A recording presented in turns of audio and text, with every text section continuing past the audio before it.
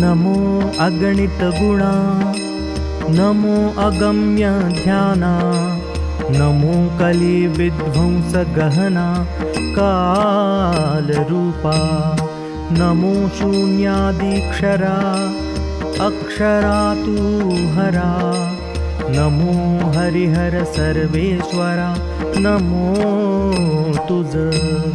नमो वेदविदा विद्वदा सहज बोधा परमानंदा, नमो अनादि आनंदा गोविंदा तुझ नमो, नमो चित्त विभ्रमा, नमो वृत्ति ध्यान आगमा, नमो आगम समा ऐशिया परमात्मा तुझ नमो, नमो अनंता अशेषा, नमो सकळ महेशा, जीव शिवादि विश्वेशा,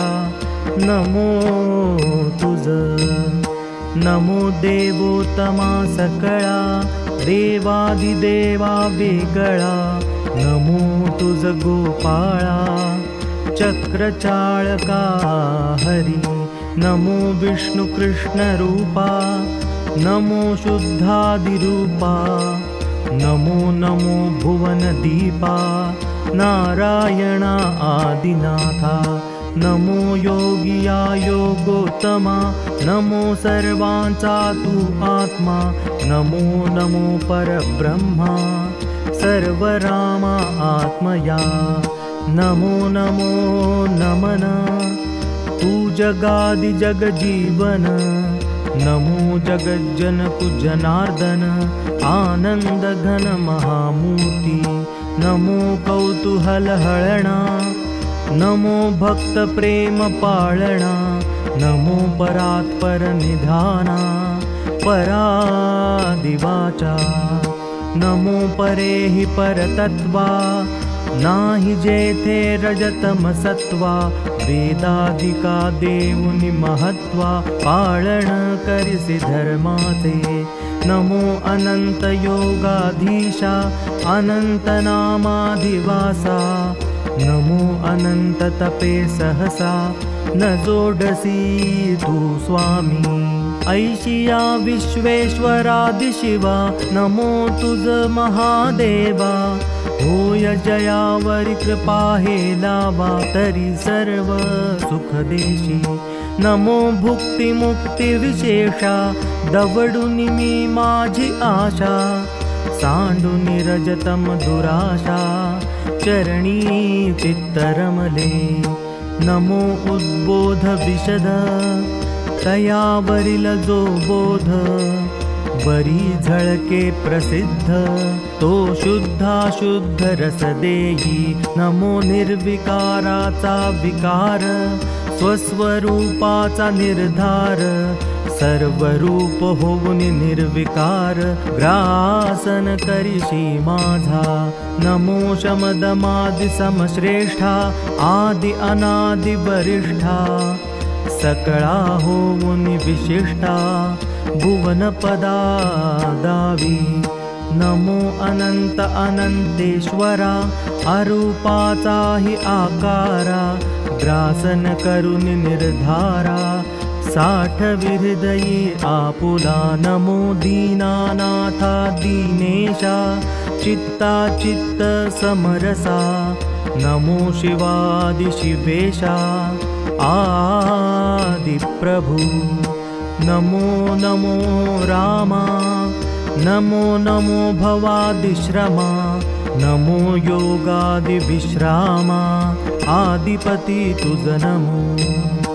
नमो अवधूत महादत्ता, सकळ दृष्ट तूची हरता, नमो सकळ करता, आदि सत्ता पै तुझी, नमो दशानंद परेशा, नमो तुझ ऐशिया जगदीशा, तुझ वीण व्यर्थ भरवसा, आणिका देवांचा, नमो नमो हरि मुकुंदा, पावविसी परमपदा, ऐशिया तुझ सदा, पुढती नमो नमो नमो वाम दक्षिण परिपूर्णा,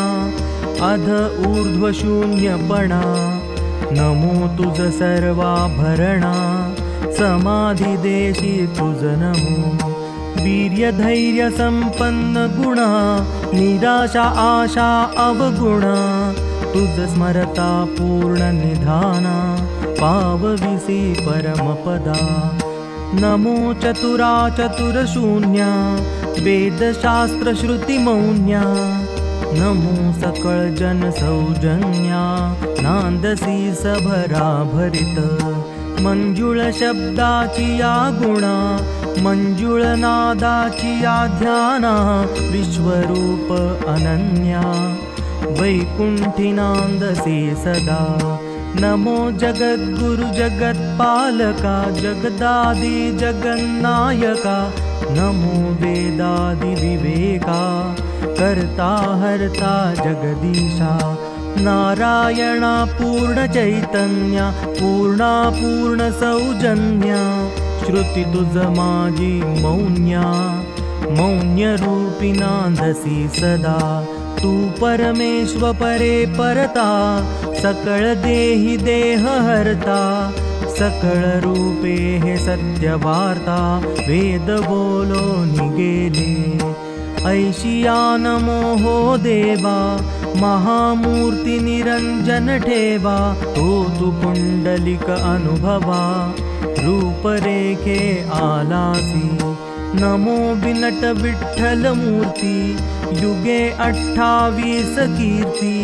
नमो विटे नीट लक्ष्मीपती भक्तालागी तिष्ठसी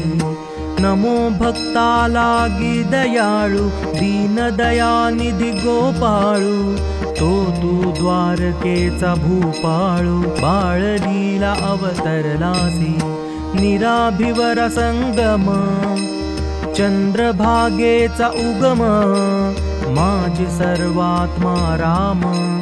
वृंदावनी खेळसी वैकुंठादि वैकुंठवासा वैकुंठ रूपा जगदीशा नमो सर्वज्ञा ऋषिकेशा त्राहे त्राहे स्वामिया समाधी धन देवा तुची समाधी सेज तुची रची समाधी हे जीवाची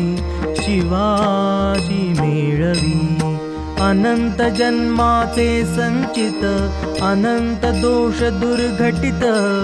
अनंत नामाचा संकेत हारपे तुझ माझी ऐसी सोपान स्तुती करीत तेणे संतोषला पंढरीनाथ त्वा जगतारिले समस्त कीर्तने करुनी नामा म्हणे ऐसे स्तवन सोपान देवे केले संपूर्ण मग बोले जगज्जीवन दया प्रती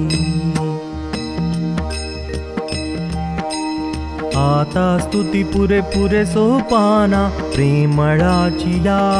निधाना संतुष्ट झालो रे वचना एका एका तुझिया तू अवतार चतुरानन ऐसे बोलिले जगज्जीवन तव स्तवन करिता सोपान तो मौन्याची राहिला सर्वोत्तम म्हणे चतुरा महाविचाराचा सारा पवित्र रूपा परिकरा सकळ जनासी तुची मग पाचारिली तीर्थे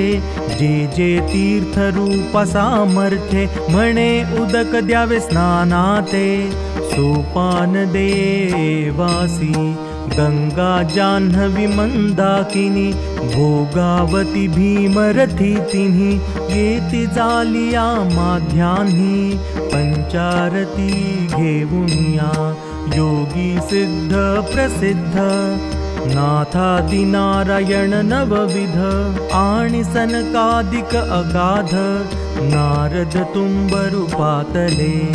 देवी आदरिले स्तवन ऋषिवेद घोष आरंभिले पूर्ण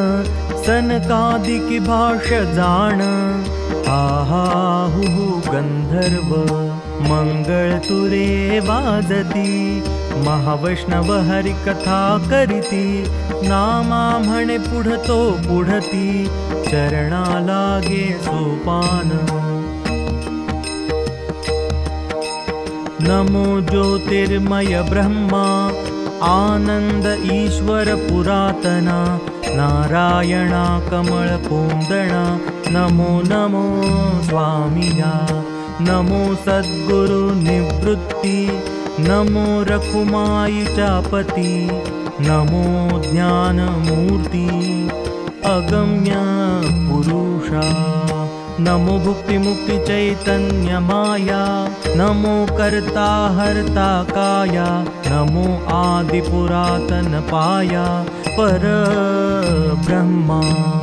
विराट पुरुषा पुरातना, जगज्जीवना करुणा घना, चराचर पालका आनंद घना, अंगीकारी नमना माझिया। नमो ब्रह्मांड व्यापका, नमो गुणातीता मायांतका, सुख विजन्म मरण एका, तारी विश्व कृपेने। नमो जळस्थळ रक्षिता, आदि अवसानी तारिता, नमो रोमा रोम अव्यक्ता, नमो नमो दीनबंधु। नमो विराट महद् ब्रह्मा, निष्कलंक परब्रह्मा, योगियांचा सुखधामा, नमो नमो दयाळा औटहात ध्वनी। नमो नमो अंतःकरणी, नमो नमो सत्रावित्रिवेणी, त्रिपुटी येथे। नमो विटेवरी सदटा, नमो वैकुंठीची ये पीठा, आदि अंती एकटा, नमो आदि पुरुषा। आदि अंती शेवटी, सहस्रदळी गुह्यपीठी, नमो उघडी दृष्टी, स्वरूपी तुझा। नमो पायी पडली मिठी,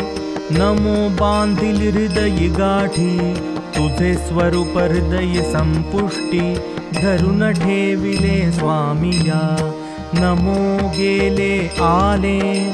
नमो झाले ते झाले, नमो सांभाळून तुझे ठेवी आम्हा।